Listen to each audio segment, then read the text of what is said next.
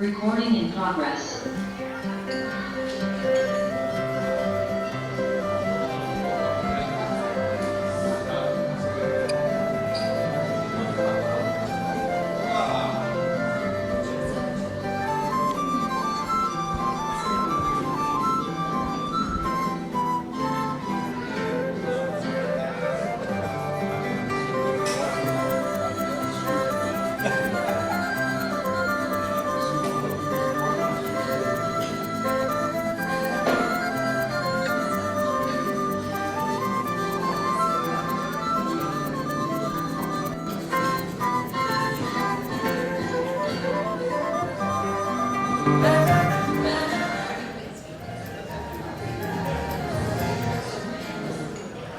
Bom dia, Boker Tov, Boker Or. Estamos aqui novamente numa quinta-feira sem nenhum Hag por perto, né? Acabou os Hagim por enquanto. E, enfim, mas sempre muito bom. Hoje dois Bar Mitzvot muito alegres. Mazel Tov para as famílias Bar Mitzvah. Tem aqui os irmãos do Bar Mitzvah, a família estão lá. Mas duplo, Bar Mitzvah duplo. Mas hoje a gente tem Parashat Nassó e o convidado de hoje é nada mais nada menos que Eduardo Pinha, nosso voluntário aqui, membro da Comissão de Assuntos Religiosos, membro da Comissão de Integração e Relação com Sócios e pai full-time. Ele virou pai novamente, né, e está tendo um trabalho muito alegre, não é isso? Muito bom, muita alegria. Então, e assim, ele mesmo com esses trabalhos todos, e ainda tem a Petrobras, e ainda é arquiteto, e mesmo assim ele falou, eu vou fazer o estudo de Nassó. Isso é muito bom. É isso aí. Sempre que o Vitor me chama, eu venho. Que bom. Se você me convocou, eu dou um jeito. Que beleza. Então, tá com ele e depois está com a gente. Bom dia, pessoal. Bom dia a todos. Hoje a gente vai falar aqui sobre a Parashá Nassó. É uma Parashá que tem vários aspectos. É a Parashá mais longa da Torá. Ela conta diversos aspectos aí da organização da sociedade, né? Então a gente está no momento da trajetória do povo de Israel, aonde estão sendo dadas regras e conceitos que vão organizar a sociedade. Então, existem três assuntos, diversos assuntos são tratados na Parashá. Tem três aspectos importantes. Um é que três clãs, os Gershonitas, Maraitas e Caititas, se eu não me engano, a eles são dadas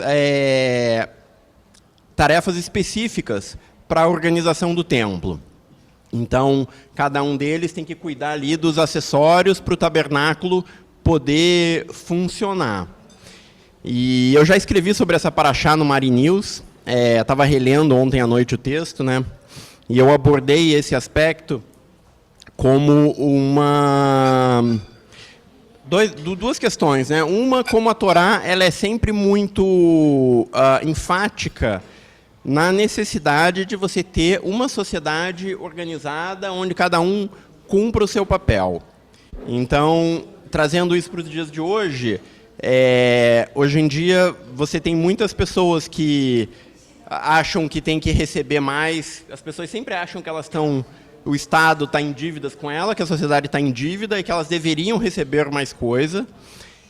Diversos setores da sociedade têm esse mesmo discurso.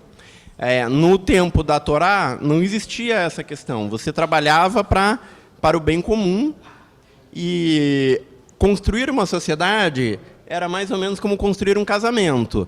Você não pode dar alguma coisa esperando alguma coisa em troca. Quando você doa o seu esforço, você está doando o seu esforço para a construção do bem comum. E o seu benefício é o bem comum, é o benefício da sociedade. Então, essa mensagem de que todos nós temos obrigação para com a sociedade e que o nosso benefício é o bem da sociedade, é o bem de todos, é uma mensagem que está permeando esse texto porque existem as obrigações que são colocadas ali e as pessoas que têm essas obrigações, elas não têm necessariamente nenhum benefício específico em troca, elas apenas têm a obrigação de fazer aquilo porque fazer o tabernáculo funcionar é importante para aquela sociedade tal como ela está organizada. Tá? Um outro aspecto que tem no final da paraxá e que faz com que essa paraxá seja a paraxá mais longa de toda a Torá, são o Eterno divide, né? A gente tem as 12 tribos, e as 12 tribos dão,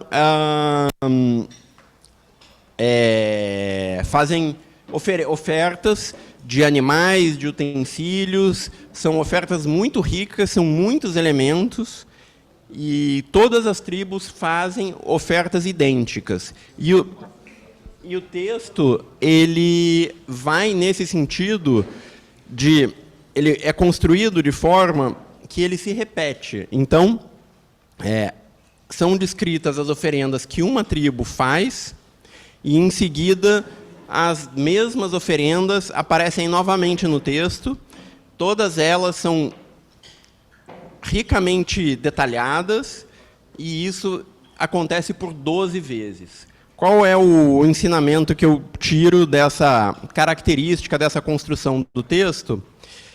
É sobre a obrigação que todas as diferentes partes de uma sociedade, elas têm que fazer um esforço para dar contribuição para essa sociedade. Então, o que nós temos aqui nessa paraxá é que as 12 tribos, independente do seu tamanho, todas elas têm que fazer um esforço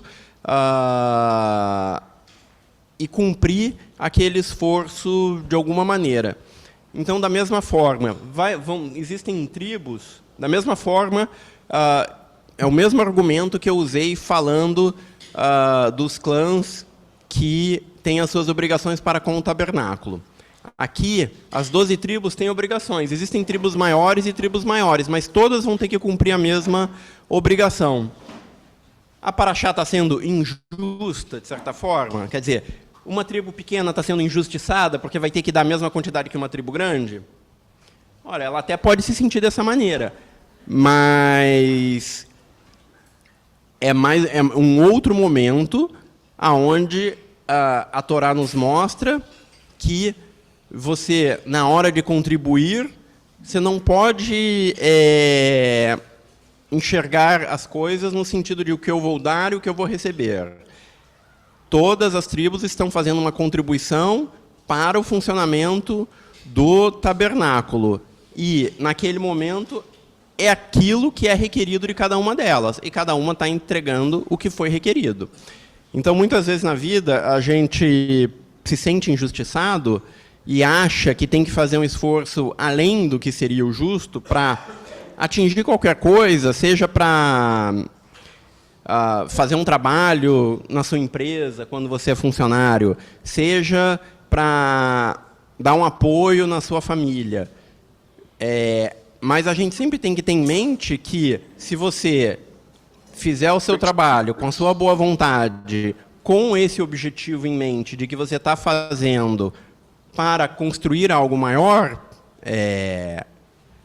Hashem sempre vai estar do teu lado. É essa a mensagem que eu tenho. Então, o que Deus está ordenando é que as pessoas façam sem esperar necessariamente algo em troca. Algo em troca objetivamente falando, né? Então, nossa, eu trabalhei 5 horas, minha hora vale R$100, então eu tenho que receber R$500. Não é assim que a coisa funciona no mundo, na vida. A gente faz os esforços sem ter certeza de que aquilo vai ter um benefício, ou sem conseguir enxergar de uma maneira mensurável aquele benefício. Então, a Torá, ela tem essa preocupação de trazer esse ensinamento de que o esforço coletivo ele é fundamental para qualquer organização, e é impossível você ter uma medida justa de quanto é o esforço de cada um. Existem horas que a pessoa, ela é feita, você tem uma obrigação para cumprir e você vai ter que cumprir aquela obrigação do jeito que ela vier, tá? Então, esses são duas histórias que a Paraxá traz, que eu acho que elas trazem uma mensagem semelhante, e é uma mensagem nesse sentido de que, para a construção do coletivo, o esforço individual é sempre necessário. Esse esforço pode parecer que você está contribuindo mais do que os outros, muitas vezes, e isso é uma situação que acontece sempre na nossa vida, mas que isso é uma necessidade para a organização coletiva, tá? Então, essa é uma mensagem que eu queria trazer. E a Paraxá ainda tem outras histórias, né? Uma das questões que muitas vezes não é abordada quando são feitos estudos sobre Nassau, e eu tentei me debruçar sobre esse texto para tentar tirar um sentido dele, e quem lê a Torá sabe que muitas vezes nós lemos coisas que a gente não gosta de ler. A Torá, ela foi escrita numa época onde a sociedade era outra, os pensamentos eram outros, e ela reflete, muito frequentemente, o pensamento da época, né? Então, nós temos aqui um episódio que é a aprovação da mulher, a aprovação de ciúme, que é uma situação em que o homem desconfia que foi traído pela sua mulher. Então, a Torá, neste caso aqui, é importante a gente dizer, ela sim, ela está sendo machista, porque ela está sendo construída, ela reflete, como eu falei, a cabeça das pessoas do tempo em que ela foi escrita. Então, a situação ela vai da seguinte forma. O Eterno falou a Moisés: se alguma esposa se perder e quebrar a confiança do esposo, de modo que um homem tenha relações carnais com ela, sem o conhecimento do esposo, e ela mantiver em segredo de ter se tornado impura sem ter sido forçada, e não houver testemunha contra ela, mas um ataque de ciúme se abater sobre ele, e ele ficar perturbado. Então, quer dizer, se o homem desconfia que ele foi traído pela mulher, e o machismo aqui é que só o homem pode fazer isso, né? A gente sabe que, nos tempos antigos, o homem tinha mais poder ali na relação do casamento, apesar de que o judaísmo como um todo, e a Torá especialmente, sempre mostra o poder da mulher nas relações matrimoniais, né? A gente vê isso desde o começo, como Sara é capaz de influenciar Avraham na questão de ter um filho com Agar. Avraham toma as decisões que Sara decidiu. Então, não é verdade que o homem domina a relação por completo, porque a Torá nos mostra o contrário em diversas ocasiões. Mas, aqui, o homem ele pode levar a mulher até o sacerdote, né? Então, a primeira vez que eu li, eu fiquei assim um pouco chocado com a situação. Então, a situação segue da seguinte forma: o homem leva a mulher até o sacerdote se ele desconfia que ela o traiu, e ele ele obriga a mulher a fazer uma provação, a tomar uma água de... ela tem um nome aqui que agora eu me esqueci. Uma água amarga, né? Então, ele pega uma água que fica numa pia do tabernáculo, pega pó do chão, mistura com um texto e obriga a mulher a tomar. E a Torá fala que se a mulher for culpada, na tradução que a gente tem aqui, fala que o seu ventre se distenderá e sua coxa enfraquecerá. Lendo os comentários do Plaut, ele chama a atenção de que coxa pode ser uma alusão ao órgão sexual, mas não se tem certeza disso. E o ventre distenderá entende-se que a mulher deixa de ser fértil e o contrário, se ela não for culpada, ela, como o texto traduzido diz aqui, ela reterá a semente, querendo dizer que ela voltará a ser fértil. Bom, quando eu li pela primeira vez, sem ler os comentários, eu imaginei que se ela fosse culpada, ela iria desmaiar, ela iria desfalecer. Mas não é isso que acontece. E aqui a gente começa a entender melhor uns aspectos de que a situação é menos pior do que eu tinha imaginado antes. Primeiro, se eu pegar... Silvia, se eu te der uma água com um pouquinho de terra e você tomar, o que vai acontecer com você?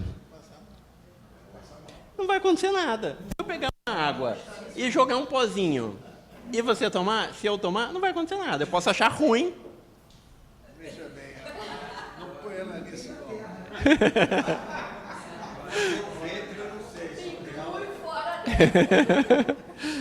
A minha conclusão é que não é nada que vai fazer a pessoa passar mal. É uma água ruim, mas a pessoa vai tomar e vai embora. Ela não vai acontecer nada. Ela não vai desmaiar, ela não vai acontecer nada. Ela vai embora. Porque não é um... Ele diz assim, pegar um pouco de terra do chão.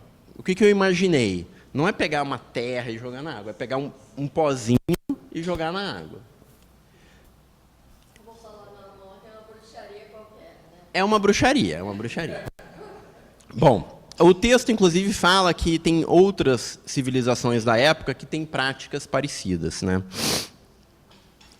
Então, a conclusão que eu cheguei é que, o marido está fazendo isso e está levando a mulher ao sacerdote, não está levando ela em público.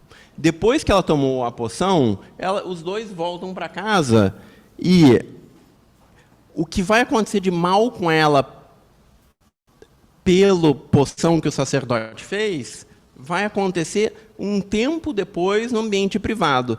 Não existe, tirando o sacerdote que vivencia aquela situação, não é uma pública. Eu entendi como se fosse você levar a sua mulher ao rabino e o rabino entregar uma pílula da verdade para ela, para saber se ela realmente traiu o marido. Bom,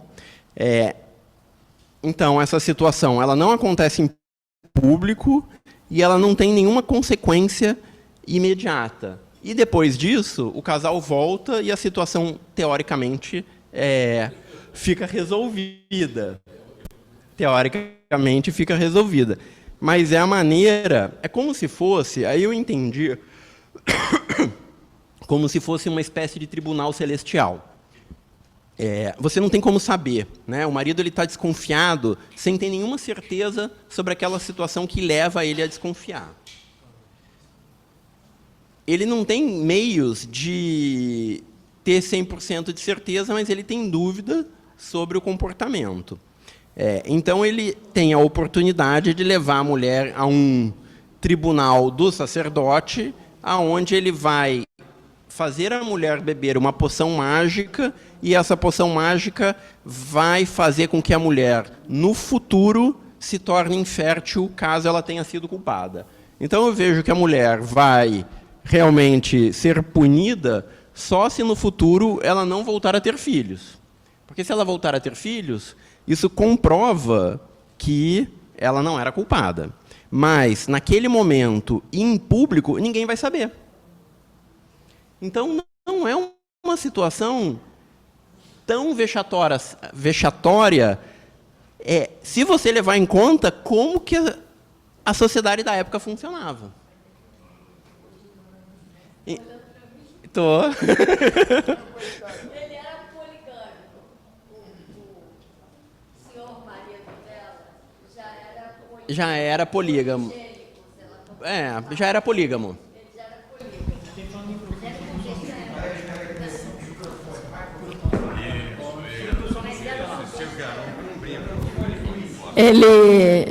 Vou falar no microfone, ele está tentando defender o indefensável. Eu acho bonito a Torá, mas ele já era casado, falando o marido genérico. Ele poderia ser poligâmico, ele não necessariamente era, né? Ele poderia ser. Mas tendia a ser porque era a prática cultural, social do momento. Então, ele já era poligênico. Então, ela não podia ser, só ele. E ela era julgada e pelo menos na Torá, mas também tem várias... essa situação ela é muito pictórica, né? Então, você até tem várias pinturas que fazem, digamos, que ilustram aquela situação que ela é bastante famosa, né? O nome da cerimônia me escapou agora. Sohat? Sotá. Então, é uma cerimônia que é amplamente conhecida, né, mesmo assim, nos estudos antigos. Quando eu vejo comentários de Nassau, raramente as pessoas comentam sobre essa passagem, porque eu acho que é uma passagem difícil de falar sobre ela, né? A primeira vez que eu comentei sobre Nassau, eu não toquei nesse assunto. Eu não sabia o que falar sobre ela. Eu achei melhor passar. Eu falei, bom, agora na segunda vez, tem tanta coisa para falar que vamos falar de outras coisas. Eu vou passar para você. Só vale a pena ler depois o comentário do Raul Gottlieb na newsletter da área dessa semana, porque ele toca nesse assunto em especial, e ele é muito provocador. Ah, que legal, quero ver. Quero ler, sim. Então, pessoal, eram esses os aspectos aí que eu queria trazer da Parashá Nassau, e como sempre um prazer ler e estudar a Torá, e ela sempre nos instiga intelectualmente e moralmente também, e esse é um dos maiores prazeres que eu vejo na leitura. E eu acho que a gente pode entrar aqui na discussão, estamos abertos ao debate. Eu sei que o Germano já quer fazer o seu comentário. Não, pode deixar. Não, passar para o Rabino. Rabino quer fazer algum comentário? Bom dia para todos.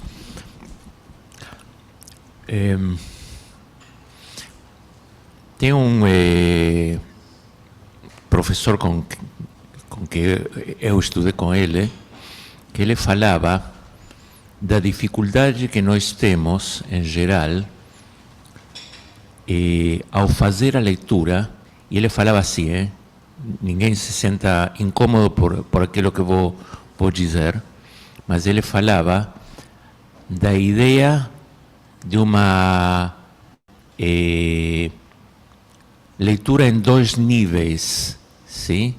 Ele usava uma palavra um pouco mais forte, sim? Do término psiquiátrico, sim? Mas eu não quero usar isso porque vão se sentir muito. Mas acontece que quando nós lemos alguns textos onde nós nos sentimos cómodos com eles, por exemplo, se alguém é formado na administração de empresas, vai ler que todo esse tema do Mishkan é a organização, é a sociedade, e isso é uma leitura que fala para gerações das gerações. Mas quando lemos textos que nos incomodam, nós dizemos sempre, isso era da época, sim, da época antiga.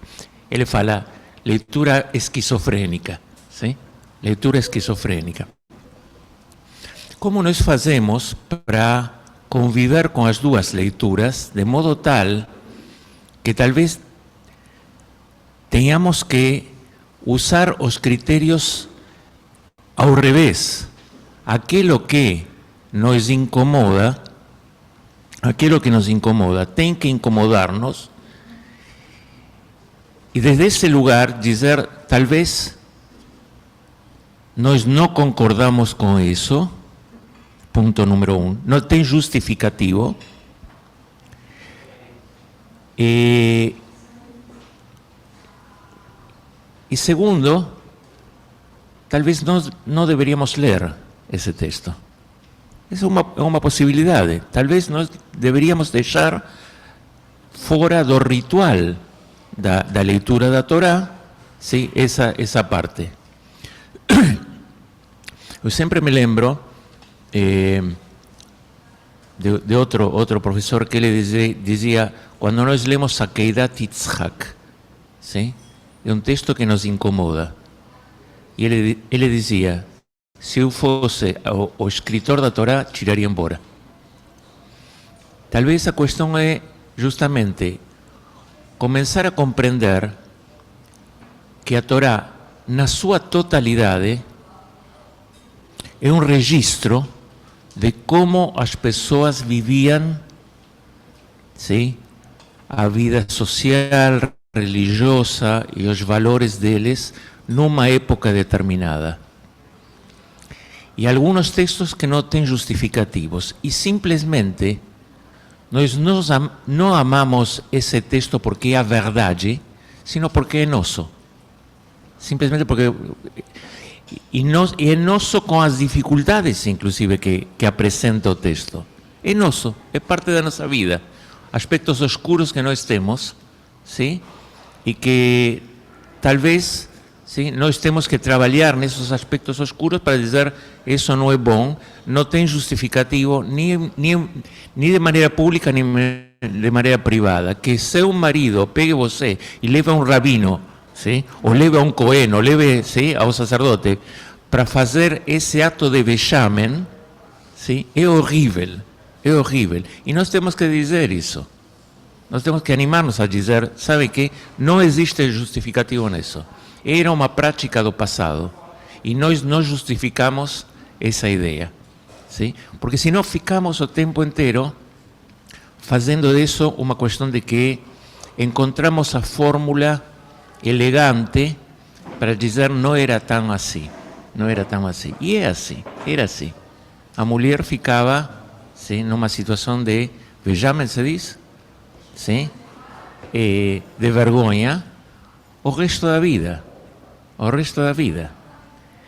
Então, eu invitaria a todos, convocaria a todos a pensar a leitura da Torá desde esses lugares. Tem lugares que nos incomodam e nós não podemos justificar de jeito nenhum esse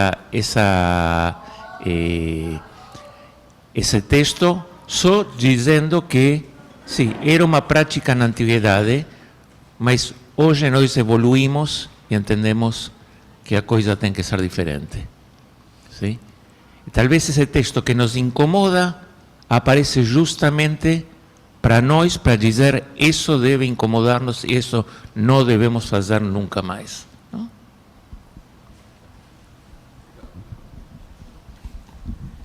Bom, difícil falar depois que o Rabino fala, né? Então, mas eu vou tentar. Na leitura da Parashá, para mim, eu já preferi colocar uma outra posição. É quando a conduta feminina é enaltecida em outros momentos. Esther estava ansiosa para se tornar a rainha da Pérsia. Ela usou seu nome persa de deusa pagã Astarte, em vez de seu nome hebraico, Adassar, né? Ela é levada para o concurso de beleza. Ela até concorda com Mordecai, seu primo, ou mesmo talvez seu marido, como Midrash Uzeri, para não revelar sua herança nacional, para que ela não seja rejeitada sob a alegação de que ela é judia. Também enaltecida Ruth, que comprometeu seu pudor com Boaz no chão de Efrata. Ainda podemos mencionar Tamar, que seduz seu sogro a fim de receber sua semente. Tanto na Haftará como na Parashá trata dos nazireus, pessoas com voto especial. Eles eram obrigados a não cortar o cabelo, não tomar uma bebida alcoólica e não se contaminar com questões ritualmente impuras. Somos informados de que Sansão era capaz de feitos de força por ser um nazireu. De fato, pouco se sabe sobre seu caráter, exceto que ele se sentia facilmente atraído por mulheres, o que colocou em apuros e, por fim, levou a sua queda e fim trágico. Não abordei o poder devastador do egoísmo sexual, conforme o amigo Raul relata em Arinews dessa semana, preferindo ressaltar que nos momentos que eu citei, as mulheres exerceram habilmente o poder da sedução. Que esse poder feminino seja utilizado no caminho de uma vivência de amor e carinho. Vamos passar aqui ao pai do bar mitzvah. Alô? Tá falando. Posso falar? Antes de mais nada, é um momento muito, assim, emocionante para mim. A minha parashá foi Bamidbar, Micael faz Nassó. E uma das coisas que eu olhei bem as parashot e também o que vem antes, que vem depois, é que assim o povo ele estava num processo de formação. Já tinha mais ou menos 1 ano desde a saída e num primeiro momento Moshe vai participando desse censo, entendendo quem é esse povo. Só que num determinado momento é necessário regras para que haja a travessia do povo no deserto. E o povo, ele em essência são famílias. E uma das piores discórdias que existe dentro de uma família são as desconfianças dentro do casamento. Então, no passado, essas desconfianças eram resolvidas de formas brutais, com apedrejamentos, mortes, sem ter uma instância superior que pudesse fazer essa mediação. Quando eu estava revendo e olhando a Parashá, uma coisa que me tocou muito foi estamos transcendendo, saímos de uma civilização, 1 ano em que toda a população estava misturada, antes de ter a organização das tribos, né? Então foi feito um urbanismo em torno do Mishkan, foi feito todo você fica aqui, você aqui, você aqui, você aqui, para o quê? Para que as famílias pudessem ter algum vínculo, prosperidade, para poder sim fazer a travessia. Sem esse vínculo, não seria possível fazer essa travessia de 40 anos. E nem poderia ter essa transformação, que foi a transformação de Am Israel. E eu olhei, realmente, você fica pensando, pô, que situação humilhante, é uma dúvida, não é? Mas tem um trecho que eu achei muito marcante, que é assim: uma vez que o homem tem a certeza que não existem mais dúvidas, ele jamais poderá voltar a levantar esse testemunho contra a sua esposa. É exatamente uma questão de você reforçar o elo, que é o elo que une a família, que é essa relação do marido e da mulher, que vai fazer essa cúpula sobre os filhos, que aí sim vai permitir que a família maior cresça e assim todo o povo cresça. Então, num determinado momento, a gente olha para um lado, mas às vezes a gente tem que olhar os espaços vazios que estão entre os pontos, para a gente poder entender o panorama todo do que está sendo colocado. E a Torá tem muita coisa escrita nas entrelinhas, e quando a gente começa a perceber, é um grande manual para a vida.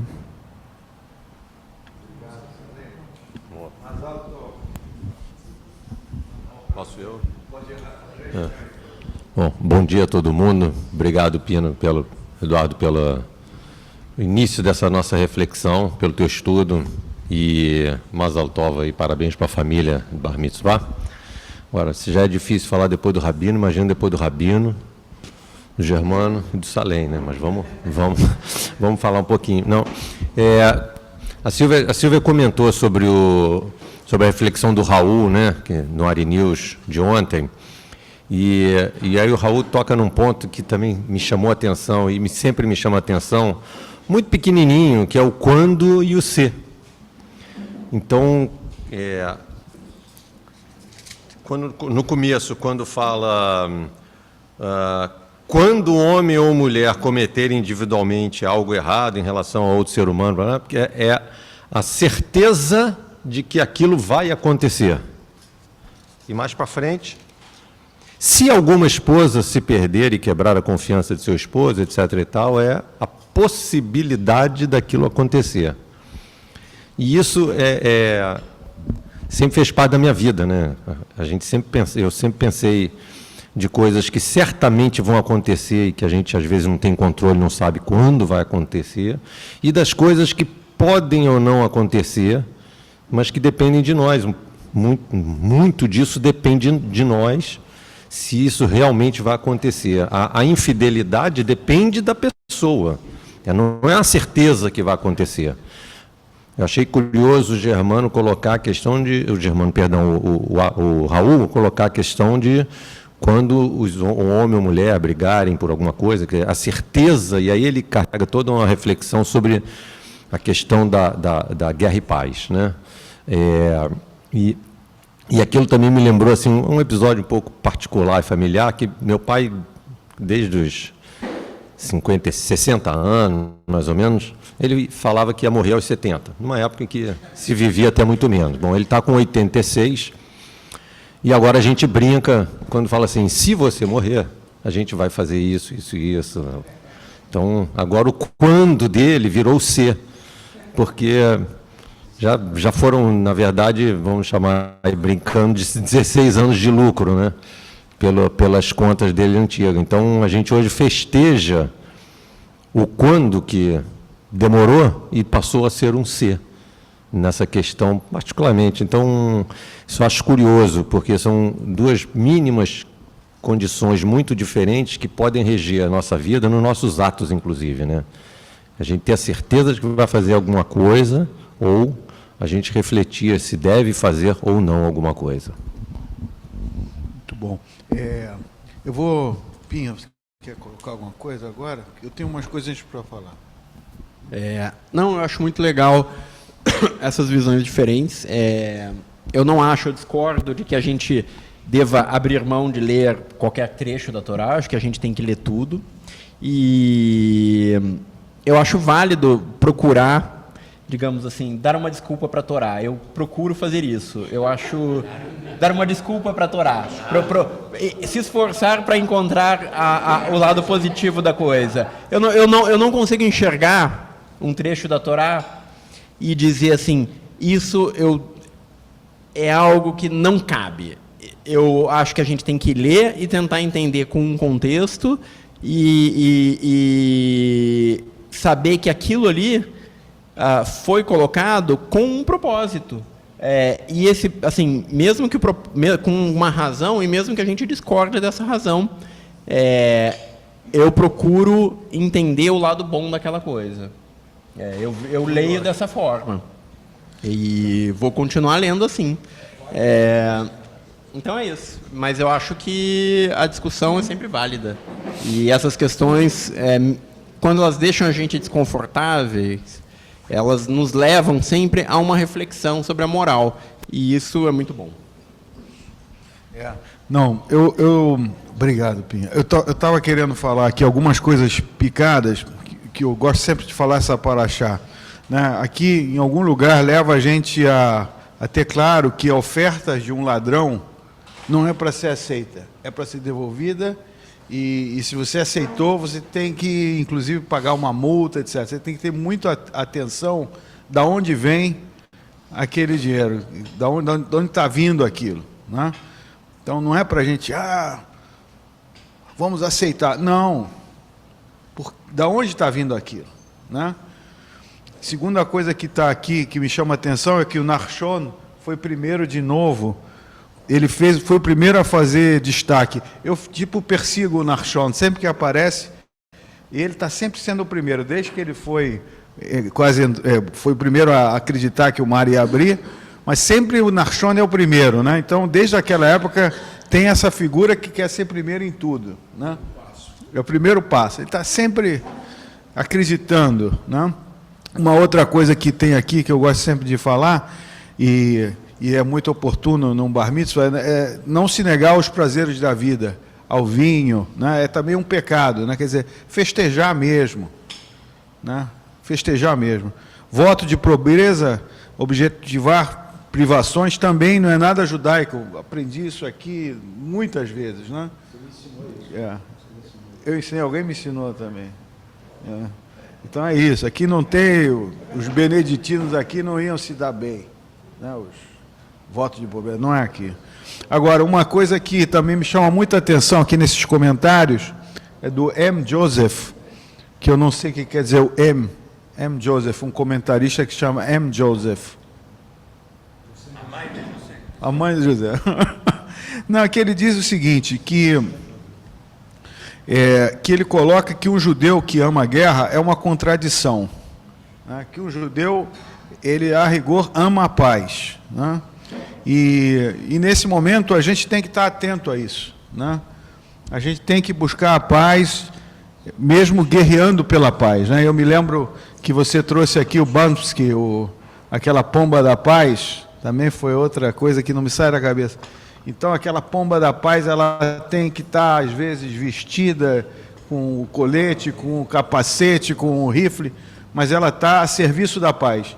E quando essa pomba, e quando você faz uma guerra que não está a serviço da paz, eu acho que a gente tem que pensar muito bem do que a gente está fazendo, né? Qual é o motivo da guerra? Eu estava pensando nisso, né? Lutar é legítimo? É, mas quando o propósito dessa luta é legítimo, né? Senão você está sendo o quê? Massa de manobra, enfim, está lutando pelo quê? Né? Isso que a gente tem que ter muito claro. Vou passar o Fireman. Entendi. Pinha, você falou, e acho que também foi falado semana passada, sobre a questão das tribos terem suas funções e que você acabou de falar sobre uma tribo pequena tinha que estar na mesma contribuição do que uma tribo maior. A pergunta porque eu sou ignorante na questão, isso causou problemas? Isso fez com que Moshe tivesse que administrar algum tipo de conflito entre as tribos? Eu não sei responder, eu vou ter que perguntar para alguém mais... Para alguém que saiba. Alguém mais estudioso. Não, é só uma curiosidade. Porque numa sociedade nada é perfeito, certo? Enfim. Alguém se voluntaria para responder? Pois é, a não pergunta sei. se... Rabino, se o esforço... Rabino, a pergunta é o seguinte, posso refazer? Pode, claro. As tribos dão uma contribuição igual, tem tribos menores. Ou seja, para a tribo menor, ela teve que se trabalhar mais para dar aquela contribuição. Ela fez um esforço maior que as outras. Essa tem uma resposta que o Talmud dá. Sim? A moeda, sim, que você dava é uma moeda flexível. Sim? Flexível. Não, que tinha um valor, sim? Uma cotação que era flexível. Então, não era a mesma coisa para uma tribo pequena do que para uma tribo grande. Sim? Então, Rabino, o que eu perguntei, na verdade, é se isso causou algum conflito que Moshe ou alguém teve que administrar. Sim, eu acredito que quando a Torá traz as leis e as costumes é porque já aconteceu. Então está legislando em base... ninguém legisla em base a coisas que não sabe que vão acontecer. Sim? Legisla em base a coisas que já aconteceram. Segundo, a Torá não registra tudo. Sim? Registra só uma parte e essas partes em conflito é aquelas que registram. Só uma coisa, Vitor, que o nosso amigo Silvio estava me explicando, que já se falou, que a Haftará fala sobre o nascimento de Shimshon, de Sansão, né? E a mãe dele também era Esther, ele estava dizendo, e que prometeu que ele seria um nazireu. É só isso, curiosidade, porque o nosso amigo Germano sempre fala que é importante fazer um link com a Haftará.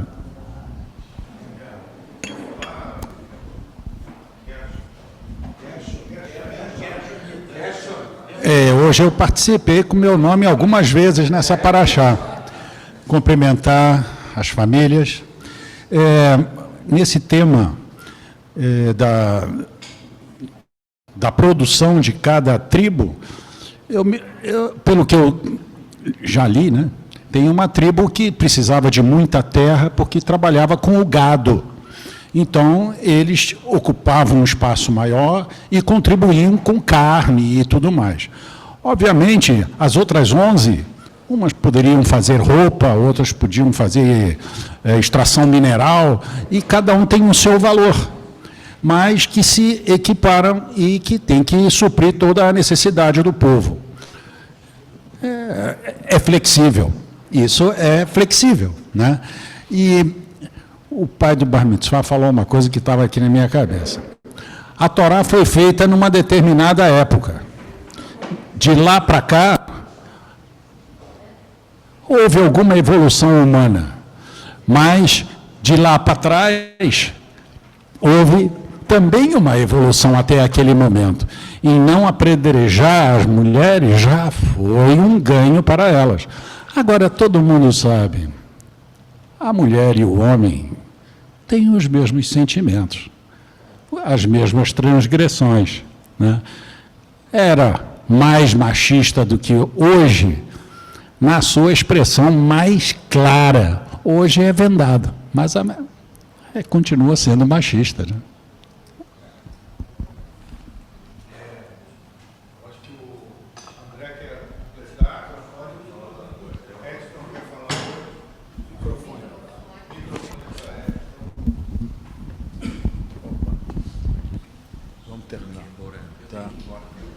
Vamos encerrar daqui a pouco. Primeiro, preciso parabenizar o Maurício Salem e o seu filho Micael pelo Bar Mitzvah. Mazel Tov. Vitor, justamente a questão justamente da paz. Justamente você foi sobre a questão da paz. E é um momento hoje que nós estamos, né? Justamente o nosso povo judeu que está pressionando a paz, nosso Estado de Israel está pressionando a paz. Estamos em 7 frentes diferentes de guerra. O Estado de Israel quer a paz. Nós, judeus, queremos a paz. Agora, quando o nosso inimigo não quer fazer a paz conosco, como é que a gente se dá em relação a isso aí? Porque a gente quer a paz, mas quando o outro não quer fazer a paz com a gente, como é que a gente se dá em relação a isso aí? Aí a gente vai ter que se defender, porque a Torá manda se defender. O inimigo vem para nos matar, a gente vai ter que matar o inimigo, Deus não permita, para poder a gente estar vivo hoje. Então, quando o nosso inimigo não quer fazer a paz com a gente, aí a autodefesa é necessário. Aí entra a questão da guerra. Então, como é que você vê isso? É isso. Tá. Eu vou te contar uma história. Eu morava num prédio que tinha 3 andares e o cara do 101 era um brigão danado. Brigava com todo mundo. Todo mundo. E a gente viveu 10 anos no mesmo prédio, tá? Quase que a gente instalou uma tecnologia de, quando ele estava no elevador, ninguém entrava. Botar uma luz vermelha, tá? Mas quase foi isso. Então, por que eu estou te falando isso? Porque a paz, às vezes, não acontece porque nós nos amamos, eu adoro. Não, a gente tem que conviver. Então, eu não sei, se você me perguntar eu estou dizendo o seguinte, que a gente tem que buscar uma maneira de viver, entendeu? E os conflitos, às vezes, são longos, né? Outro dia, a gente está guerra, França, os ingleses com os franceses. Outro elevador, botar uma lâmpada, sei lá. A gente tem que, porque esperar que a gente vai se abraçar nessa geração, talvez não. Agora, ainda sobre paz e guerra, eu sempre lembro que a gente esquece. 1978, Tratado de Paz com o Egito. A última pessoa que morreu na guerra Egito e Israel vai fazer 40 anos. Tratado de Paz com a Jordânia, 1995. Tá? E ninguém também já parou. Então, eles adoram a gente? Talvez não. A gente adora eles? Talvez não.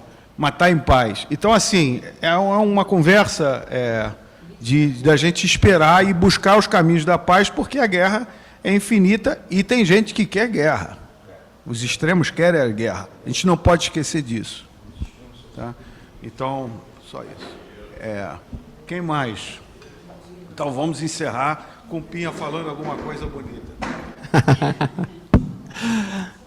Obrigado a todos, pessoal. É sempre muito bom começar o dia com esse estudo. E é isso. Obrigado pela presença de todos. Eu acho que tudo que eu tinha para falar da Paraxá, eu já falei. Muito obrigado. Então tá, então Mazel